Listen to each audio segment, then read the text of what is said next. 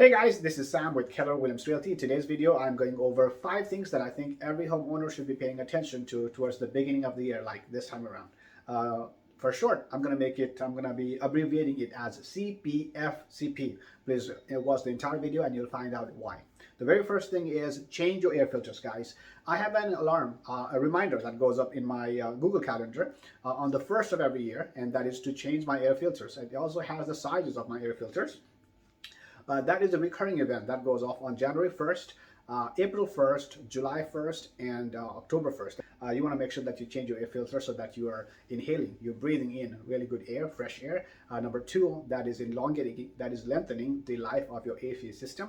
And finally, your electric bills are being lowered. Okay. Second thing that's important is that was the C. The P. The second one is pay your property taxes for the previous year, guys. Here in Dallas County, the deadline to pay for your property taxes for last year, the deadline is January 31st of this year. So after January 31st is when they start charging penalty and interest. So if you have not paid your property taxes, you want to make sure that you paid them by January 31st to avoid any any penalty or interest. If your account is escrowed, right, if your taxes and insurance are escrowed, then you want to verify with your insurance company that they actually have been paid. So that's the P, guys. CP. Now, the F, the third one, which is file your homestead exemption, guys. I have made another video. I'm going to put up a link here in YouTube somewhere. That is to file your homestead exemption. If you bought a home and if you live in this home, previously we had to wait until January 1st of the following year, right? And we could file it between January 1st and April 30th of that year. Now we don't have to wait for that anymore here in Texas. Texas has passed a new law where we can go ahead and file it as soon as possible, as long as we have changed our address on our driver's license, which is how we provide evidence to the appraisal district that we actually live in the property. So you want to make sure that you do that. Typically it used to be by April 30th, but now we can file it as soon as you have it. For my buyers who bought their homes in January, actually I've already started helping them file theirs. If you already have homestead exemption, if you are a previous homeowner, right, if you already have exemption, if you're not a recent one, you want to make sure that you verify that your exemption is still there. You might have an update in status, right, which one you want to make sure that you have other exemptions that you might qualify for. For example, you grew older, right? Let's say you turn 65, in which case you will now qualify for an over 65 or senior exemption. You want to make sure that you apply for those things as well. Okay, that was CPF.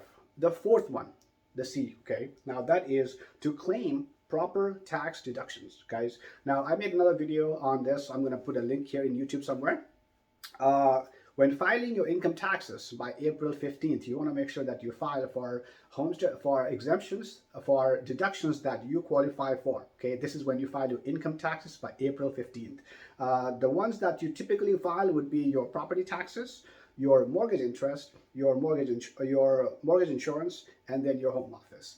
For the property taxes, you can basically find that out by checking how much property tax was deducted, right, already from your escrow account, if your account is escrowed.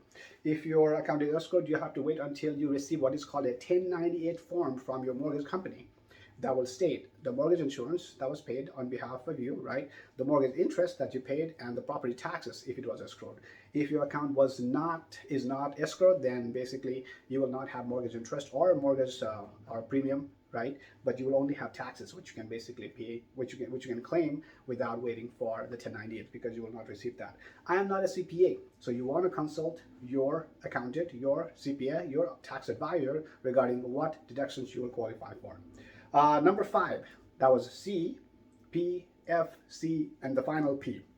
That is to protest the tax value with the appraisal district, guys. I made another video on this. It's actually a group of videos regarding what we can do regarding taxes. I'm going to put a link here in YouTube.